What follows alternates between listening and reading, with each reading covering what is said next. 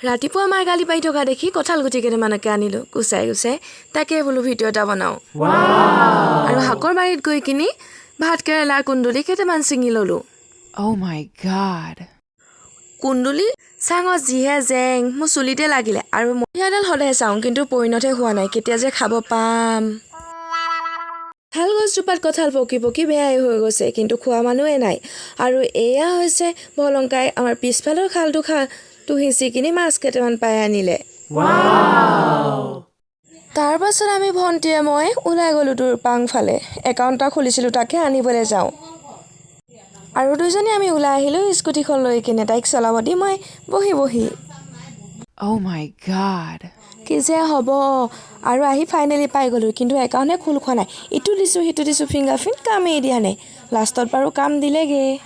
Oh my god. এয়া আমি দুৰপাং দলঙলৈ আহিলোঁ মই আকাশ চুবলে বিচাৰো তুমিও লগতে যাবানে মই জীৱন সজাব খুজিছো তুমি মোৰ লগৰী হবানে